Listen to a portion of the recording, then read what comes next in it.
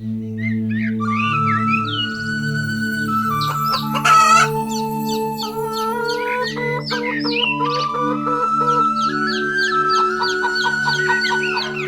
పుంజు, నువ్వు మేత తింటూ ఎక్కడికి వెళ్తున్నావు? చాలా దూరం వెళ్ళకూడదు.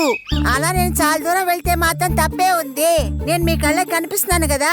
అరే, అందుకోసం కాదు, నీకు ఎటువంటి ప్రమాదం కూడా లేదు. తల్లి అన్నది మిమ్మల్ని 4 దిక్కులా రక్షించుకుంటూనే ఉంటుంది.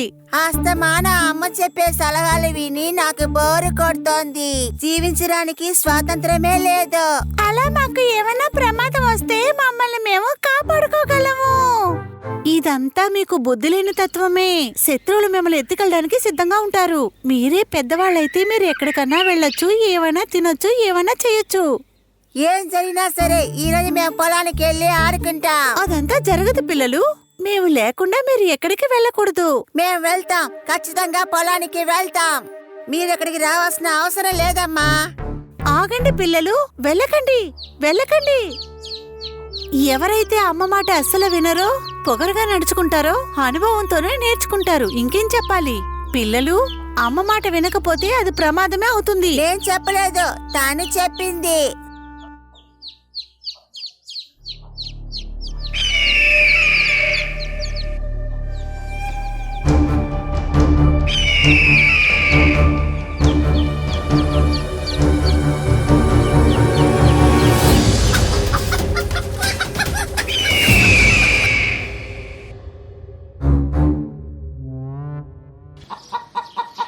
రా, ఇంతకు ముందే నేను నీకు చెప్పాను కదా, పిల్లలకెప్పుడు తోడుగానే ఉండాలని చెప్పి.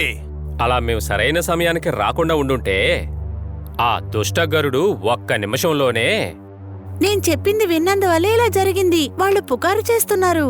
అదేంటంటే వాళ్ళ అమ్మ ఎప్పుడు వాళ్ళ వెనకతలే వస్తుందంట. అందుకని వాళ్ళకి ఇబ్బందిగా ఉందంట. హా, పిల్లలందరూ ఇక్కడికి రండి.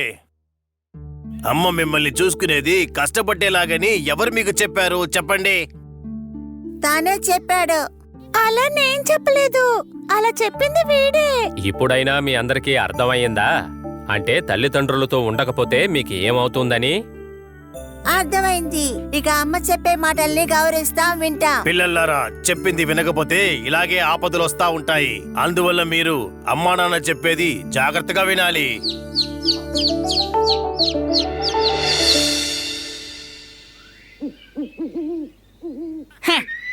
మధ్యలో ఆ కోడి పుంజుకు రాకుండా ఉండుంటే నేను ఆ కోడి పిల్లలన్నిటినీ ఎత్తుకెళ్ళిపోయి ఉండేదాన్ని.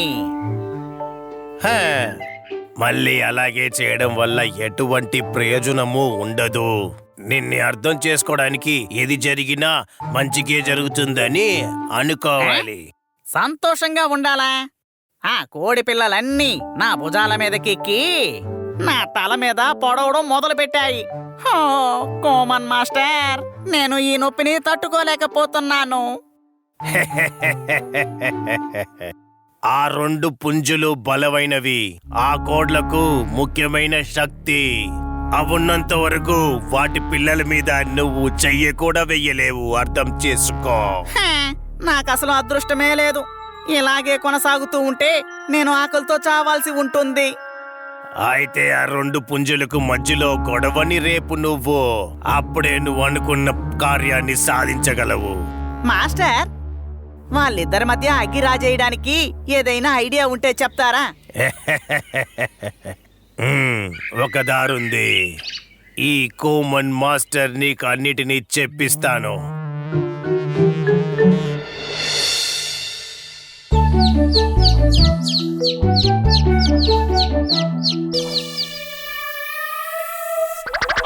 అక్కడ చూడండి, గరుడ పక్షి. నిన్నొక విషయం జరిగింది కదా, దానికి నువ్వు తృప్తి పొందలేదా? నేను తృప్తిగానే ఉన్నాను.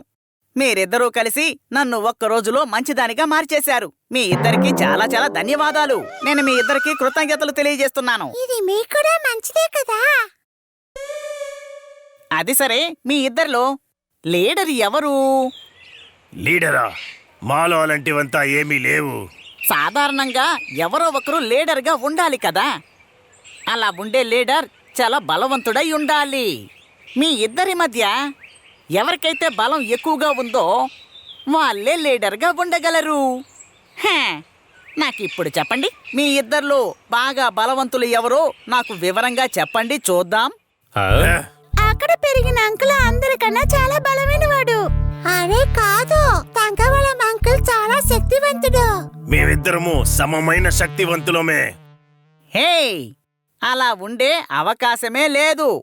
ఒక బృందంలో ఎవరో ఒకరే అందరికంటే చాలా తెలివైనవారు, ఇంకా శక్తివంతులయ్యి ఉండుంటారు.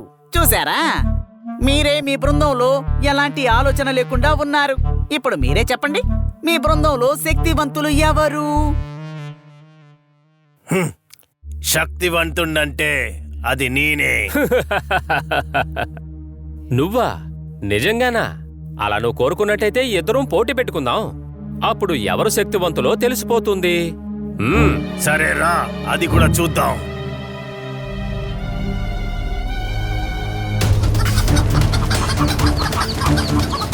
ఆ, పొడువు పొడువు, అది అది అలాగే పొడువు. నువ్వేంటి అలా చూస్తున్నావు? అది ఎగిరెగిరి పొడువు, అది అలాగే. అంతే, తన పొడువు, తన్ని ఓడించు. కోడిపుంజుల అజాగ్రత్త వల్ల అది ఆ గరుడ పక్షి దుష్ట ఆలోచన గురించి తెలియకుండా పోయింది. అందుకే 2 కోడిపుంజులు గొడవ పడ్డాయి. వాటికి మిగతా వాళ్ళకి ఆపదగా మారిపోయాయి. పొడుచుకోండి, బాగా పొడుచుకోండి, గొంతులు పొడుచుకోండి, బాగా పొడుచుకోండి. హెహె, చాలా మంచిది. ముందు నేను కొన ఊపిరితో ఉన్న ఆ తెల్ల కోడిని ఎత్తుకెళ్తాను. ఇలా చేయడం చాలా చాలా సులభంగా ఉంది. ఆ కోమన్ మాస్టర్ యొక్క తెలివితేటలు వర్కౌట్ అయ్యాయి.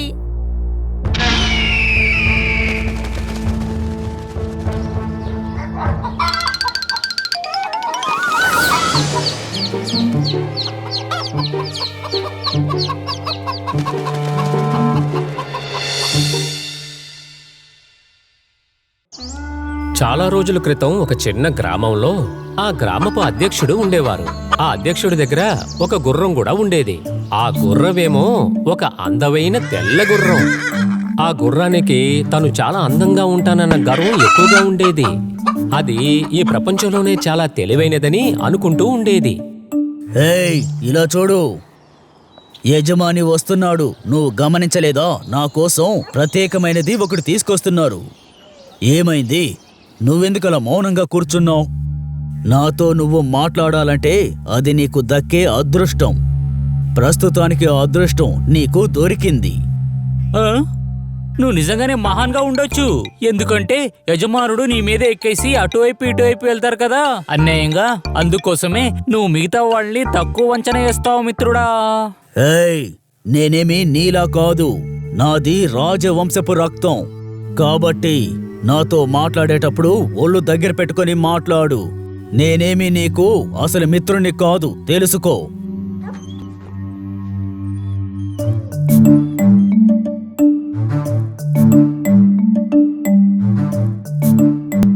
బుజ్జి, నువ్వు టైర్డ్గా ఏమి లేదు కదూ?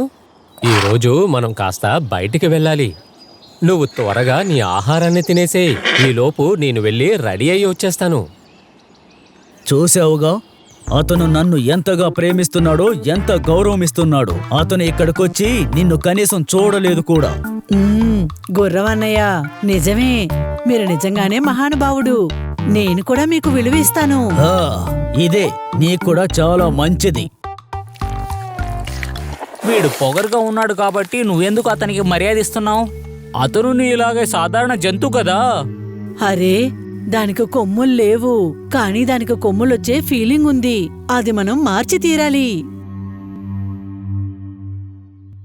అక్కడే చేస్తున్నావు, వచ్చి నువ్వు కూడా తిను. గుర్రవన్నయ్య, మీకు తెలుసా, ప్రజలు మీకు చాలా విలువనిస్తున్నారు. మీ రూపాన్ని, మీ అందాన్ని, మీ పద్ధతంతా రాజాలాగా. హ, మీరు ఎంత అద్భుతంగా ఉన్నారు, ఎంత అందంగా ఉన్నారు. ఇదే ఆ గుర్రాన్ని చాలా గర్వంగా మార్చేసింది. గుర్రం ఆ కోడి మాటలు వినగానే దాని ప్రవర్తన మారిపోయింది.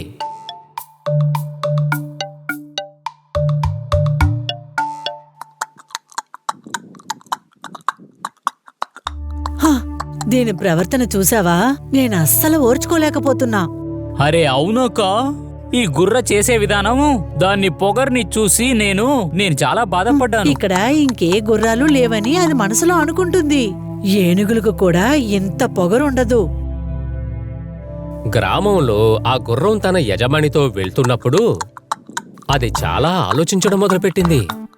ఇతనేంటి అంత గొప్పవాడా, నా వీపు మీద కూర్చుని వెళ్తున్నాడు అని అనుకుంది. గ్రామ ప్రజలు నాకు ఎంత మర్యాదిస్తున్నారు. ఆ కోడి చెప్పింది చాలా నిజం. గుర్రం తన తలని ఎత్తు పెట్టుకుని గర్వంతో నడుస్తూ వెళ్ళింది. ఆ తెలివి తక్కువ గుర్రం ఇంకేమనుకుంటోందంటే గ్రామ ప్రజలు తనకి దండాలు పెడుతున్నారనుకుంది. ఈ విధంగా గుర్రము తన యజమాని బజారుకు వెళ్లారు. ఎక్కడికి వెళ్ళినా అందరూ నన్నే చూస్తూ ఉన్నారు. ఇక్కడ ప్రజలు జీవించడం చాలా చాలా కష్టమనే చెప్పుకోవాలి. నా పక్కనున్న ఆ పెద్దాయన ఇప్పుడు ఎక్కడికి వెళ్ళాడు? హేయ్, అందవికారపు పక్షి, తలతలా మెరిసిపోతున్న నా దేహాన్ని చండాలం చేయకుండా ఇక్కడి నుంచి వెళ్ళిపో. బ్రో, నువ్వేంటి చాలా దారుణంగా ఉన్నావు? ఏయ్, ఆ మాట చెప్పడానికి నువ్వెవరు? సార్, మీరు విన్నారా? మన చోటుకొచ్చి మన గురించే మాట్లాడుతున్నాడు తెలుసా? ఆ, నువ్వు ఈ చోటికి కొత్తవాడిలా కనిపిస్తున్నావే. మేము ఈ ప్రాంతపు వాసులం. సరే, అయితే ఒక విషయం చెప్పండి, మీరెవరు? నేను రాజకుటుంబంలో పుట్టినవాణ్ణి. నా వీపు మీద కూర్చోవాలంటే అందుకు నీకు అర్హత కావాలి. నువ్వు ఎక్కడ ఎగురుతున్నా సరే, మనం 4 కాళ్ళు జంతువులు కదా. నీకసలు ఎంత పొగరు లేకపోతే అలా అంటావు? నీకు తెలుసా, నేను ఊర్లో నడుచుకుంటూ వస్తుంటే ప్రజలందరూ నా వైపే చూస్తూ ఉంటారు. నేనేది చెప్పలేదు. అయినా ఒక్క విషయం చెప్తాను, ఈ పొగరు చాలా రోజులు ఉండదు. ఇక్కడి నుండి వెళ్ళిపో. నేను బయలుదేరాల్సిన సమయం అయ్యింది. నన్ను కలిసి నాతో మాట్లాడినందుకు నువ్వు చాలా గర్వపడాలి. నువ్వేంటో నేను కూడా చూస్తాను. సార్, వీడిని వదిలేయండి సార్, మనం వెళ్దాం.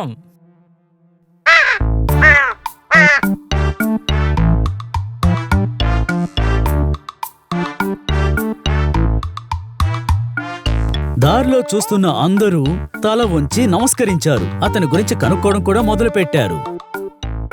గుర్రం తలాడించి గట్టిగా శబ్దం చేసి వాళ్ళకి సమాధానము చెప్పింది. నేనంటే ఇష్టమున్న వాళ్ళు ఇక్కడ ఎంతమంది ఉన్నారో. ఈ పెద్దాయనతో చెప్పి ఆ పొగరబోతు కుక్కని నా ఇంట్లో బాడీగార్డుగా ఉంచుకుంటాను. ఆ సమయం రాని. త్వరగా వెళ్ళు. నాకే ఆంక్షలు పెడతావా పొగరబోతు? నా వీపు మీద కూర్చోబెట్టి తీసుకొస్తున్నాను కదా, ఇది నీకు సరిపోదా? పొగరు చాలా ఎక్కువైంది. నన్నే నువ్వు గాయపరుస్తావా? నేను ఎవరో నీకు తెలీదా? ఊరంతా నాకు తల వంచుతోంది. ఇప్పుడు నేను నా బలాన్ని చూపించాల్సిన సమయం వచ్చింది. అయ్యో, దీనికి ఏమైందో తెలియటం లేదే. నన్నెందుకు ఇలా కష్టపెడుతున్నావు? నన్ను కాపాడండి. అమ్మా, నేను కాదు, వదిలేండి, వద్దు. నేను మీకు నచ్చిన గుర్రాన్ని. నాది రాజవంశపు రక్తం.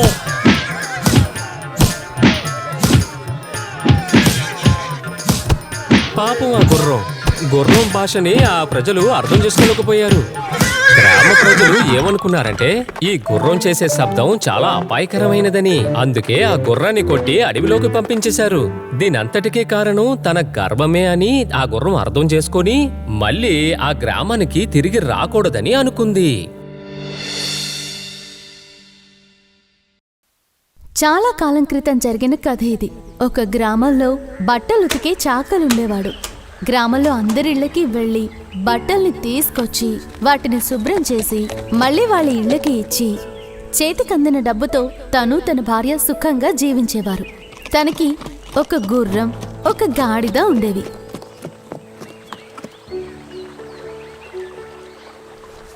మన దగ్గర ఈ గాడిద గుర్రం ఉండడం చాలా మంచిదైంది కదో. అవునవును, లేదంటే ఆ బట్టలన్నిటినీ మనమే మోసుకుని వెళ్లాల్సి వచ్చేది. ఈ గుర్రం మన దగ్గర ఉన్నందువల్ల చాలా దూరం ప్రయాణించగలుగుతున్నాం. సరిగ్గా చెప్పారు. ఆ గుర్రాన్ని గాడిదని ఒకే ఇంట్లో కట్టుంచారు. అయినా సరే గుర్రం గాడిదని ఒక స్నేహితుడిగా ఒప్పుకునేదే కాదు. నువ్వు చండాలమైన గాడిదవి. నువ్వు అసలు చూడ్డానికి ఏమాత్రం అందంగా లేవు. కానీ నేను చూడు ఎంత అందంగా ఉన్నాను. ఇలా చూడు మిత్రమా, అది నిజమే. కానీ నేను నీతోనే కదా బతుకుతున్నాను. ఏయ్, ఇంకోసారి నన్ను మిత్రమా అని పిలిచావో నీ కాడ వస్తున్న దుర్వాసన వల్ల నేనిక్కడ నిలబడలేకపోతున్నాను. ఒంటి శుద్ధం లేని గాడిద. ఛే, ఆ విధంగా చెప్పకూడదు మిత్రమా. మన యజమాని అంత భారాన్ని నేనే కదా మోస్తున్నాను. మన ఇద్దరికి ఆయన ఒక్కరే కదా యజమాని. కానీ చూడు, నీ జీవితం చాలా సుఖమైంది, కానీ నా జీవితం చాలా కష్టమైంది. ఏంటి నువ్వు అంత మాట అనేసావు?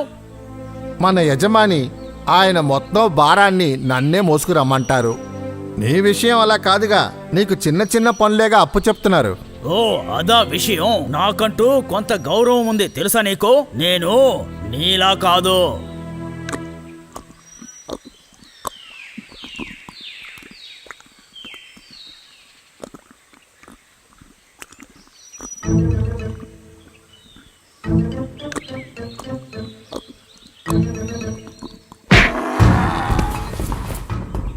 ఈ విధంగా చెయ్యొద్దు మిత్రమా. నువ్వు తన్నింది నాకెంత నొప్పిగా ఉందో తెలుసా? నేను నీలాంటి ఒక జంతువే కదా. ఇలా చూడు, నువ్వు ఎప్పటికీ నాలా కాలేవు. మంచి బుద్ధి బలం శక్తి ఉన్నటువంటి వాళ్ళం మేము. నువ్వు ఒట్టి అడ్డగాడిదివి, బుద్ధిహీనుడివి, దేనికి పనికిరాని వాడివి. నువ్వు కాస్త దయతో మాట్లాడితే మంచిది. రేయ్ అడ్డగాడిద, వాళ్ళకున్న మర్యాదలు గౌరవాల్ని బట్టే జీవితం ఉంటుంది. నీకింత పొగరు ఉండకూడదు మిత్రమా. అలా చాలాసార్లు గుర్రానికి గాడిదకి మధ్య గొడవలు జరుగుతూనే ఉండేవి. గాడిద కంటే తనే గొప్ప అన్న అభిమానం గుర్రంలో ఎప్పుడూ కనిపిస్తుండేది. ఓ, పెద్ద వర్షం కురిసేలా ఉంది. బట్టలన్నీ త్వరగా తీసి మడత పెట్టాలి.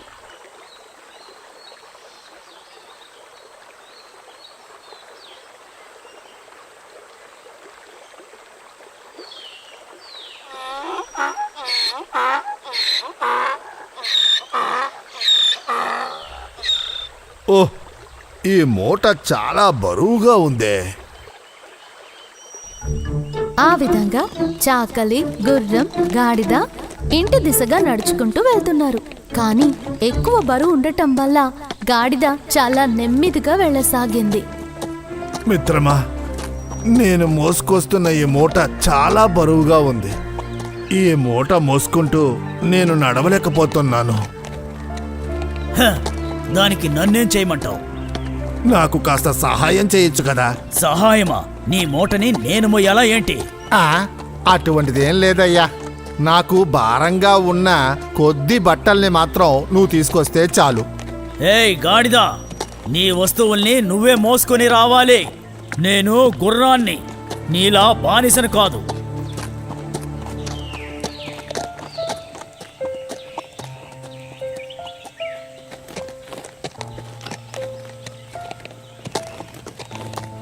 సహోదరా, నాకు కళ్ళు తిరుగుతున్నాయి, కాస్త సహాయం చేయవా? నేను నీకు ముందే చెప్పాను కదా, మూటలు మొయ్యడం నీ పని అని. ఒక్కో అడుగుని ముందుకు వేయటానికి ఆ గాడిద చాలా కష్టపడేది. అంతలోగా నా వల్ల కాలేదు.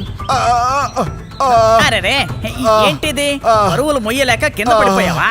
పెద్ద వర్షం కురిసేలా ఉంది. బట్టలు ఇంటికి తీసుకెళ్ళాలి. ఇప్పుడు ఏం చెయ్యాలబ్బా? పడిపోయిన గాడిద మీద నుంచి ఆ వ్యక్తి బట్టల మూటల్ని తీసేశాడు. ఓహో, పాపం ఈ గాడిద బాగా అలసిపోయినట్టుగా ఉంది. ఇకపై ఇది బరువులు మొయ్యలేదనుకుంటాను. ఇప్పుడు ఈ బట్టలన్నీ ఆ గుర్రానికి కట్టి తీసుకెళ్లాల్సిందే. ఆ విధంగా ఆ చాకలి బట్టల మూటల్ని గుర్రం మీద వేసి కట్టాడు. అంతేకాదు ఆ వ్యక్తి గాడిదను కూడా అహంకారంగా ఉన్న గుర్రంపైకే ఎక్కించాడు. ఇంటి దిశగా వెళ్ళసాగారు. నేనిలా మూటలు మోయడానికి కారణం నా అహంకారపు మాటలే. నేను ఆ గాడిదకి సాయం చేసుంటే ఈ రోజు నాకు ఈ పరిస్థితి వచ్చుండేది కాదు.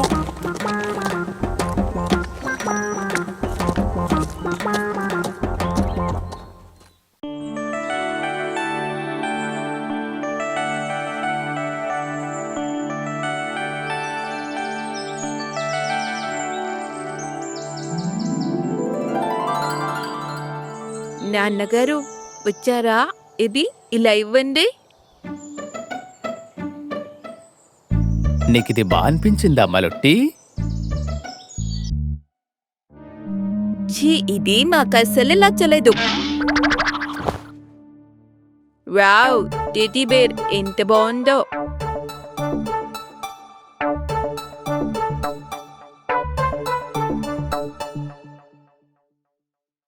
నువ్వు ఇక్కడ కూర్చో.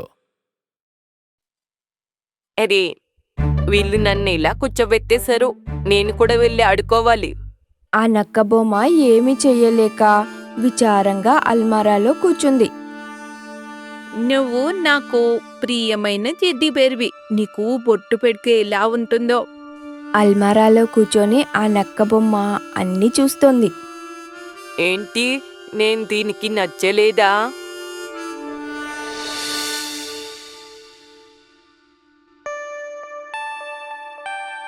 ఇక్కడే కూర్చో, నేను ఇప్పుడే వస్తా.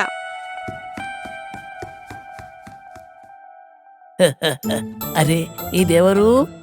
అరే మన ప్రియమైన తోడేలు, నువ్వు నన్ను ఇలా ఎందుకు చూస్తున్నావు? ప్రియమైన తోడేలు, బాధపడుతున్నావా? విచారంగా ఉన్నా.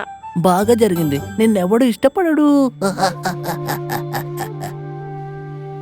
మడత్యం అందరికీ ఇలాగే ఉంటుంది తమ్ముడు.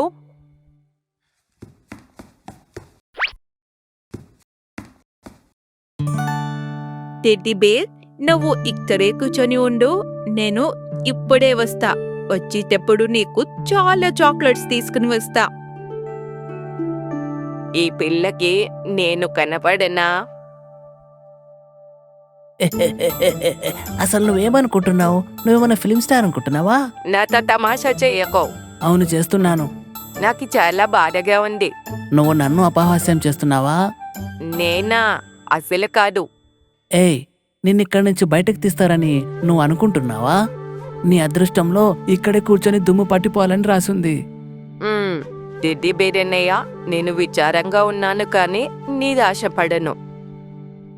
పాపం, నిజానికి నేను ఇక్కడ కూర్చొని నీతో మాట్లాడుతున్నాను కదా, దానికి నువ్వు సంతోషపడాలి.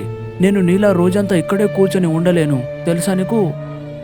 టెడ్డీ బేర్ అన్నయ్య, మనము బొమ్మలం. ఒకరినొకరిని ఈగతాళి చేసుకున్నా ఒకరినొకరిని వదులుకోకూడదు. నువ్వు నాకు నేర్పించకు, కాస్త దూరంగా కూర్చో. నాకు దుమ్ము పడదు, దగ్గొస్తుంది నాకు. మరుసటి రోజు ఉదయం మాలతి తన స్నేహితులతో కలిసి ఆ బొమ్మల దగ్గరికి వస్తుంది. అరేవా, ఒకసారి చూడు, పొద్దు పొద్దున్నే వీళ్ళ ఫ్రెండ్స్ నాతో ఆడుకోవడానికి వచ్చారు. ఒకరోజు వీళ్ళు నాతో కూడా ఆడతారు. అది జరగాలంటే ప్రపంచం నాశనం అయిపోవాలి. ఈ బొమ్మ భలే ఉంది. అరే, వాళ్ళు నీ వైపు కనీసం చూడటం లేదు కూడా. ఎందుకు చూస్తారులే, నీ పైన ఇంత దుమ్ముంది కదా. టెడ్డీ బేర్ అన్నయ్య, మంచి రోజులు చెడు రోజులు అందరికీ వస్తాయి. నాతో తమాషా చెయ్య. ముందుగా నన్ను అన్న అని పిలవటం మానేసెయ్యు. నేను నీకు అన్నని కాదు. ఈ తోడేలు రంగు ఎంత బాగుంది. ఈ తోడేలు చాలా అందంగా కూడా ఉంది.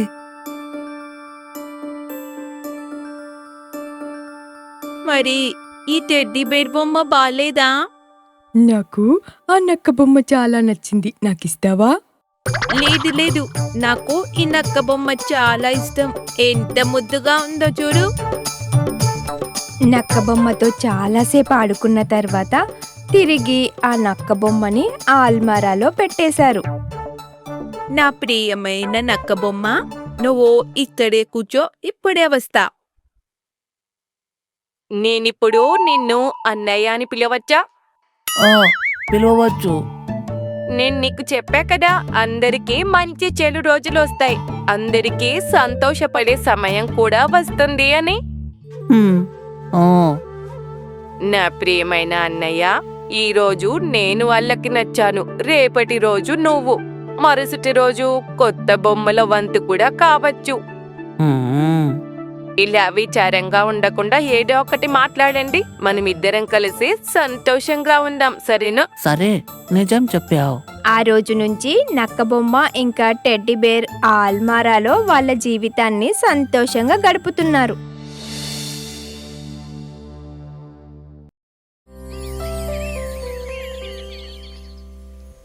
ఒక అడవిలో ఏనుగు కుటుంబం జీవిస్తూ ఉండేది. ఒక మగ ఏనుగు, ఒక ఆడ ఏనుగు, ఇంకా వాళ్ళ 2 పిల్ల ఏనుగులతో కలిపితే ఆ కుటుంబం. ఆ కుటుంబంలో చిన్నవాడు చాలా అల్లరివాడు.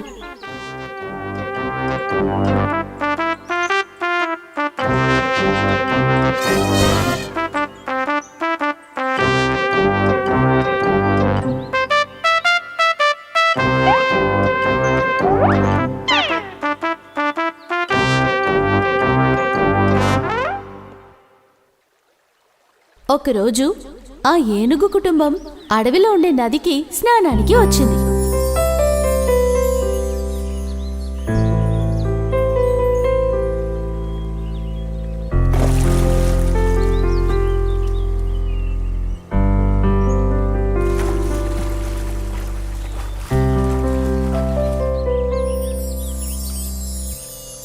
స్నానం చేసేటప్పుడు ఆ చిన్న ఏనుగు బోలెడంత అల్లరి చేసింది.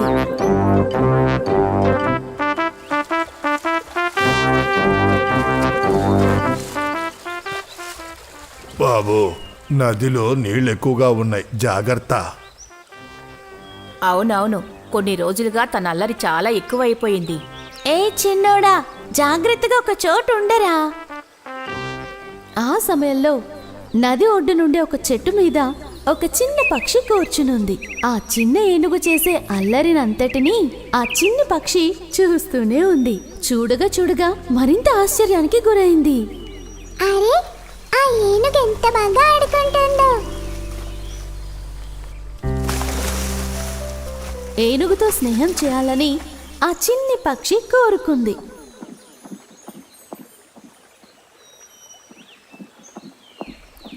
నువ్వు ఆటం చూస్తుంటే జాలీగా ఉంది. నువ్వు చాలా తెలివైన వాడివి. మన ఇద్దరం ఫ్రెండ్స్ గా ఉందామా?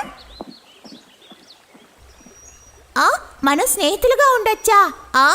అలా అడగడానికి నీకెంత ధైర్యం ఉంది? నేను ఏనుగు పిల్లని. భూమి మీద నివసించే జంతువులన్నిటిలో చాలా పెద్ద జంతువుని నేనే. కానీ నువ్వు ఒక చిన్న సాధారణ పక్షివి. మనిద్దరి మధ్య స్నేహం ఎలా కుదురుతుంది? ఓ, అదే విషయం. నీ మీదున్న ప్రేమ కొద్దీ అడిగాను. తప్పైతే క్షమించు. ఆ ఏనుగుతో స్నేహం చేయలేక పాపం ఆ చిన్ని పక్షి అక్కడి నుంచి ఎగురుకుంటూ వెళ్ళిపోయింది. అహంకారంగా ఉండే ఆ చిన్న ఏనుగు అల్లరి చేష్టలు చేస్తూనే ఉంది. అలా స్నానాన్ని ముగించుకుని వాళ్ళు అడవిలోకి వెళ్తూ ఉన్నారు.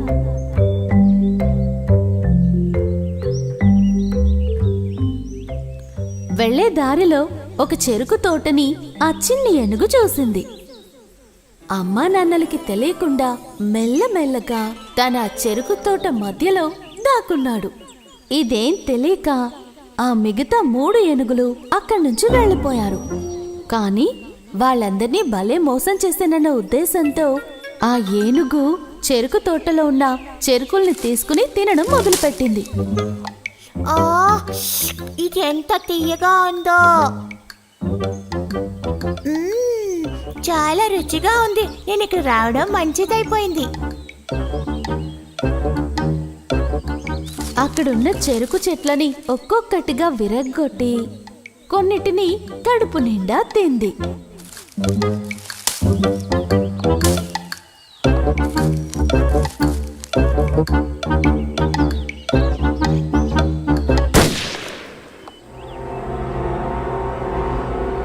అయ్యయ్యో, వేటగాడు! అనుకోకుండా వేటగాడు రావటం వల్ల ఆ తోటలోంచి అది బయటికి వెళ్ళిపోయింది.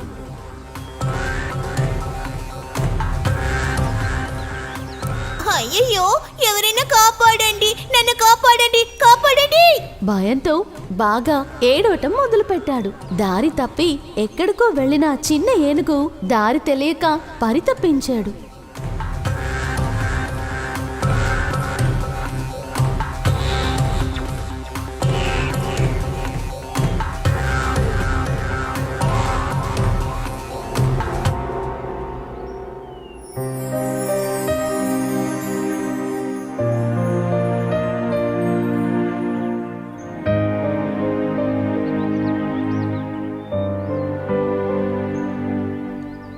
వాడలా ఏడుస్తూనే ఉన్నాడు.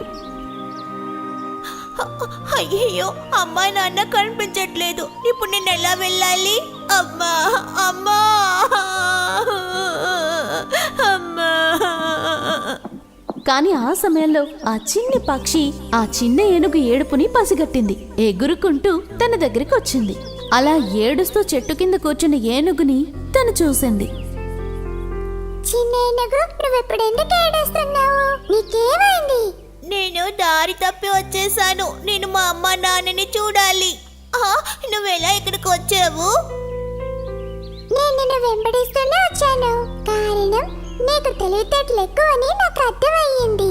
కానీ అహంకారం ఆపదలో పడేస్తుందని నాకు తెలుసు. అయ్యయ్యో, నాకిప్పుడు చాలా భయంగా ఉంది. ఏం భయపడకు, నేను కాపాడుతాను. నువ్వు నాతో పాటు రా. నేను మీ అమ్మ నాన్నల దగ్గర నిన్ను వదులుతాను. ఆ చిన్న పక్షి ముందుగా వెళ్తూనే ఉంది. అలాగే దారి చూపించింది. ఆ చిన్న ఏనుగు కూడా దాన్ని వెంబడిస్తూ వెళ్ళింది.